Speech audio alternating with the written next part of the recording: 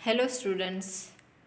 आज हम chapter number 9 financial market उसके अंदर trading procedure of the securities देखेंगे।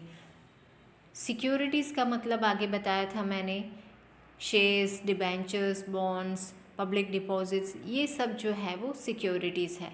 तो इनको सेलिंग एंड परचेजिंग कैसे किया जाता है, तो वो कहलाता है ट्रेडिंग प्रोसेस या फिर trading procedure of the securities. तो पहले के ज़माने में क्या होता था कि स्टॉक एक्सचेंज जो प्लेस है वहाँ पर कोई फिक्स टाइम में सब लोग इकट्ठा होते थे and they have to shout for, जैसे कि सब्जी मंडी के अंदर जैसे शाउटिंग करते हैं वैसे ही वहाँ पर भी वैसे ही ट्रेडिंग होता था। ओके और वो जो था उसमें ऑनलाइन नहीं था, तो it is very difficult for electronic form में अब तो ट्रेडिंग हो गया है। तो यहाँ पर हम देखते हैं, few years ago share brokers used to gather in the stock exchange India at the fixed time। तो पर्टिकुलर टाइम के अंदर उनको गैदर होना पड़ता था सारे स्टॉक एक्सचेंज के ब्रोकर्स को, and they were dealing in transaction on the floor bye outcry. और एक फ्लोर के ऊपर मीन्स एक जगह है जहाँ पर इकट्ठा होते थे और वो ज़ोर ज़ोर से चिल्लाते थे और particular sign of the hand, हाथ के इशारे करके वो कुछ न कुछ बताते थे, क्राई मीन्स ज़ोर ज़ोर से चिल्लाते थे। Now online screen based electronic trading has become into existence in the place of old traditional system. तो ये जो थी वो पुरानी सिस्टम थी जिसके अंदर ब्रोकर्स जो है वो आउटक्राई करते थे और different science of the hand करते थे। सो that is of a traditional. अब हो गया है ऑनलाइन ट्रेडिंग सिस्टम जो भी एग्जिस्ट है सारे स्टॉक एक्सचेंज के अंदर। तो national stock exchange and over the counter exchange have adopted screen based online trading system from the inception। means national stock exchange NSE आपने सुना भी होगा। तो ये जो नेशनल स्टॉक एक्सचेंज है वो शुरू से ही ऑनलाइन ट्रेडिंग करता हुआ स्टॉक एक्सचेंज है। Bombay Stock Exchange and National Stock Exchange have introduced fully self-automated screen। तो ये दो स्टॉक एक्सचेंज जो है that is of Bombay stock exchange and national stock exchange वो automatically automated screen based trading system पर implement करते हैं। स्क्रीन बेस्ड ट्रेडिंग जो होता है उसके अंदर National Stock Exchange is known as NEAT, that is National Exchange for Automated Trading and Screen Based Trading System of Bombay Stock Exchange। तो national stock exchange का दूसरा नाम है national exchange for automated trading और Bombay stock exchange का दूसरा नाम है bolt BSE, Bombay stock exchange online trading. तो बॉल्ट का मतलब है Bombay stock exchange online trading, online का O, ऑन का O, लाइन का L एंड ट्रेडिंग का T। Bolt BSE, Bombay stock exchange. Investor can buy and sell their securities online because of internet trading system. तो internet के through एक account में से, एक डीमेट अकाउंट में से दूसरे डीमेट अकाउंट में शेयर्स, डिबेंचर्स, बॉन्ड्स ये सब ट्रांसफ़र हो सकता है। So that is selling and purchasing is possible. The order for purchase and sale of securities are placed by investors through the use of internet in such a manner that they can buy executed through brokers. तो कोई भी person को अगर securities खरीदनी है या बेचनी है तो उनके लिए उनको ब्रोकर की ज़रूरत होती है, because broker is knowing that who is having the necessity of particular security. जिसको जो ज़रूरत है वो सिक्योरिटीज़ ब्रोकर के पास होती है। तो ब्रोकर वो इंटरमीडियरीज के थ्रू वो इंटरमीडियरी है जिसके through selling and purchasing is possible. तो सेलर और परचेजर दोनों को मिलाने वाला ब्रोकर होता है। The producer of purchase and sale of securities online can be stated as follow. तो ऑनलाइन सर्विसेज जो है उसके अंदर कैसे होता है, फर्स्ट ऑफ ऑल ट्रेडिंग कैसे पॉसिबल है। To open demat account, online trading के लिए पहले तो डीमेट अकाउंट खुलवाना पड़ता है।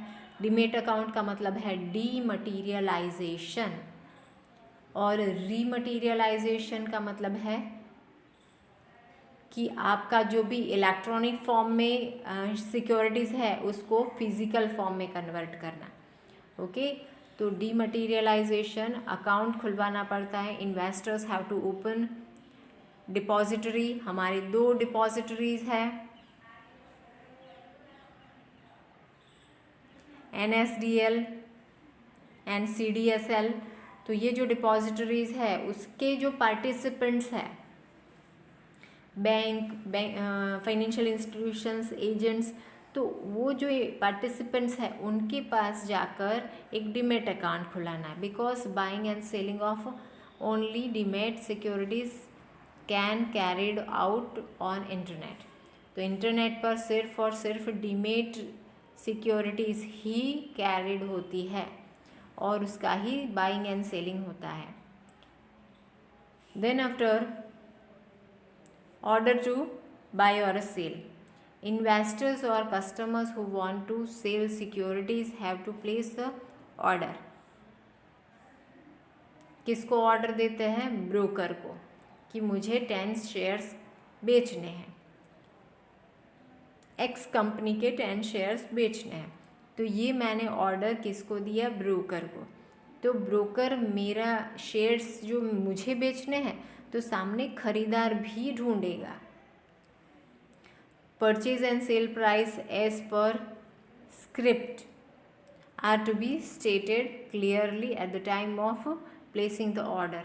तो जब ऑर्डर प्लेस करते हैं तभी उसके प्राइजेस डिसाइड हो जाते हैं। There are 2 type of order in purchase and sale of securities. Securities को खरीद करना है या बेचना है तो 2 वेज है।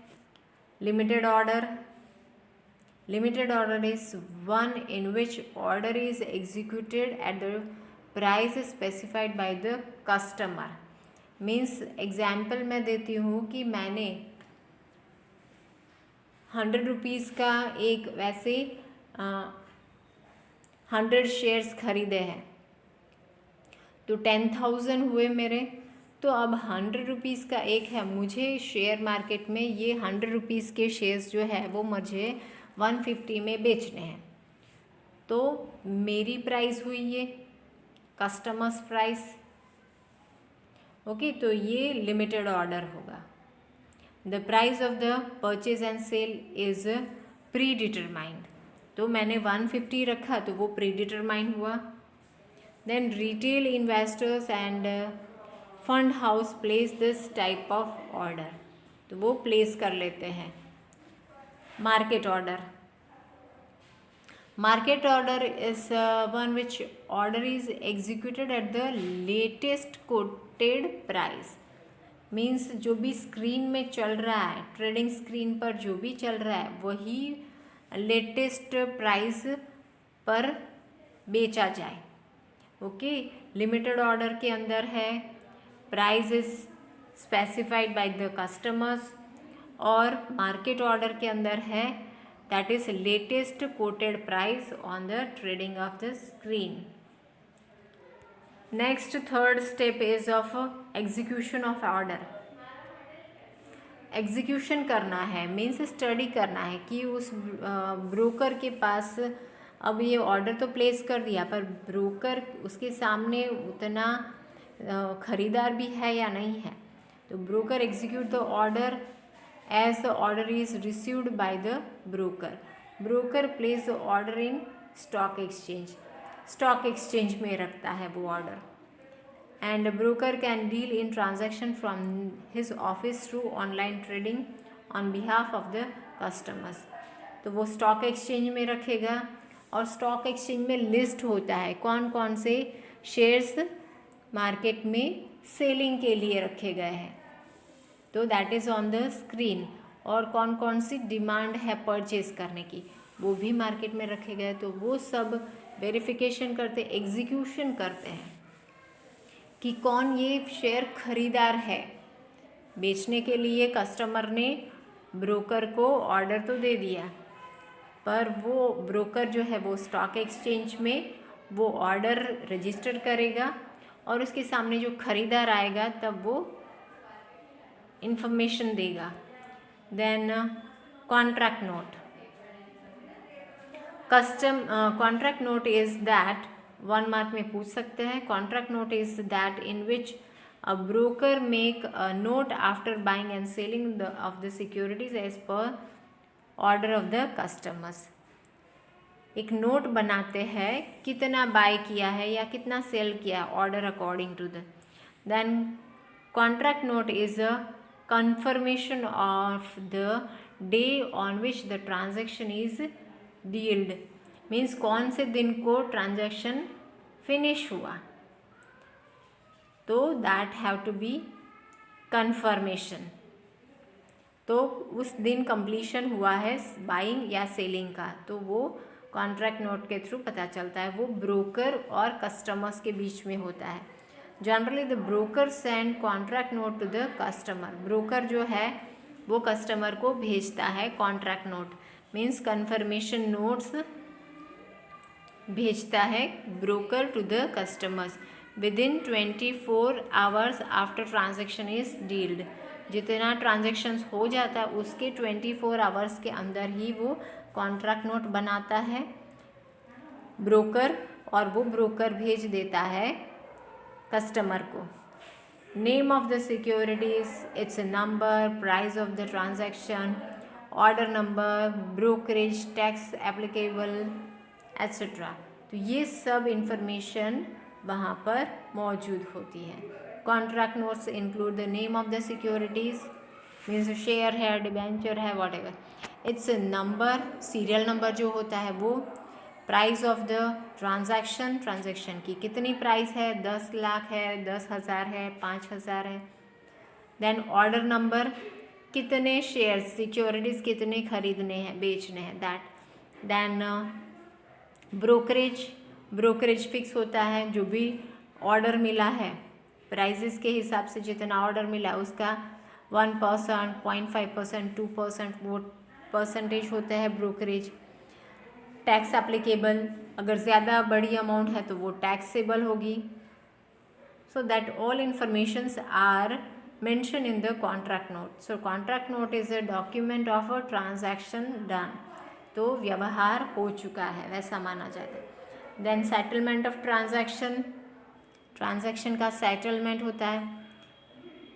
Purchase and sale of the securities through settlement house in Bombay stock exchange.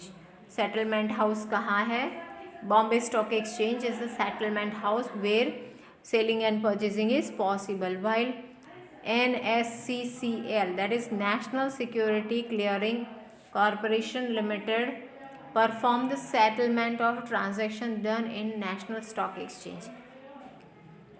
National stock exchange के जो भी ट्रांजैक्शंस कंप्लीट होते हैं उसका clearing NSCCL, national security clearing corporation limited, इसके अंदर उनका सेटलमेंट होता है. और जनरल का बॉम्बे स्टॉक एक्सचेंज के अंदर क्लियरेंस सेटलमेंट होता है। Then payment of amount and delivery of securities, पैसे और जो भी delivery of securities mean securities दूसरे को देना, तो वो पॉसिबल है। जैसे कि सब्ज़ी मंडी में आप अगर जाते हो तो आपने कुछ ख़रीदा है 10 रुपये केजी, तो 10 रुपये आप दोगे और उसके सामने आप सब्जी लोगे। ओके, तो दैट इज़ एक्सचेंज। तो यहाँ पर भी पेमेंट और एक्सचेंज ऑफ सिक्योरिटीज़ होता है। If the customer has purchased a share अगर खरीदे हैं, payment from the same is to be done prior, उसका पेमेंट पहले ही हो जाना है अगर खरीदार खरीदता है तो।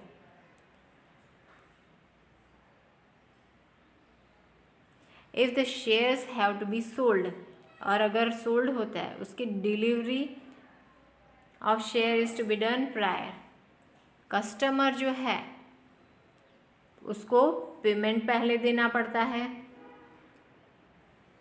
और सेल करते हैं तो पहले शेयर की डिलीवरी देनी पड़ती है। If the customer has purchase share खरीदे हैं तो delivery is done to him on pay out day. Okay, pay in day पर ऑर्डर के हिसाब से पेमेंट होता है और शेयर की डिलीवरी पे आउट डे पर होती है। Customers receive money on pay out day if shares are sold by the customers, तो एक कस्टमर से दूसरे कस्टमर्स तक पहुंचता है तो पे आउट डे पर उसकी डिलीवरी रिसीव होती है, मनी रिसीव होता है। सपोज एक्स पर्सन ने शेयर्स परचेज करना है, तो एक्स पर्सन ने प्लेस किया, एजेंट को बताया कि मुझे 10,000 शेयर्स खरीदने हैं, तो वो पहले तो ऑर्डर देगा और उसके पैसे देगा, और परचेज करने हैं तो पहले तो ऑर्डर देगा और उसके बाद that have to be place the order, और फिज़िकल फॉर्म में वो पहले कलेक्ट करेगा और पैसे उसको देना पड़ेगा। ख़रीदना है तो पैसे पहले देने पड़ते हैं और उसके बाद डिलीवरी मिलती है। वैसे ही जो भी कोई इन्वेस्टर्स होता है तो that have to be first of all amount pay करो इन्वेस्टर्स के तौर पर, और उसके बाद सिक्योरिटीज़ खरीद सकते हो। और वैसे ही अगर बेचना है तो उसको पहले शेयर सर्टिफिकेट जो है वो ट्रांसफ़र करने होते हैं ऑनलाइन, और उसके बाद उसका पेमेंट मिलता है। सो पे इन मीन्स, यहाँ पर 1 मार्क में पूछ सकते पे in and pay out. Pay in means the day when the seller of the shares make delivery of the share sold to stock exchange through intermediary, जिस दिन सेलर ने अपने शेयर्स सेल किए हैं वो पे इन डे हुआ, means stock exchange के अंदर वो एंटर हो गया। Then pay out day means stock exchange makes delivery to the purchaser of the share and make payment to the seller of the share, means stock exchange में shares आते हैं तो पे इन डे होता है, और स्टॉक एक्सचेंज से share जाते हैं तो पे आउट डे होता है। Okay, so that is pay in and pay out. Then information to customers of settlement of transaction का सेटलमेंट हो जाता है तो ये तो ऑनलाइन होता है सेटलमेंट, तो ब्रोकर जो है वो इंफॉर्मेशन प्रोवाइड करता है, will make the payment to the customers through bank in case of sale of securities अगर सेल की है तो उसका पेमेंट बैंक के थ्रू ब्रोकर करता है। And in case of purchase of securities broker will make direct payment from the bank account of the customers के bank account से ही वो डायरेक्ट सेटलमेंट करता है। Settlement of transaction is inform to the customers through demat account. तो demat account में entry करवाते हैं तो उससे पता चल जाता है कि ट्रांजैक्शंस हुए हैं या नहीं। वैसे ही अगर बैंक के अंदर इंटरेस्ट जमा हुआ है या फिर सैलरी जमा हुई है या फिर रेंट जमा हुआ है या फिर कोई एक्सपेंस हुआ है तो वो सब हम पासबुक के अंदर एंट्री करवाते हैं तो पता चलता है। तो वैसे ही डीमेट अकाउंट के अंदर भी एंट्री पॉसिबल है, तो उसके थ्रू पता चल जाता है कि हमारी सिक्योरिटीज़ खरीदी है तो एंट्री हुई या नहीं, सेल हुई है तो that have to be entered in the demat account और नॉट, तो वी कैन कंफर्म ऑल्सो।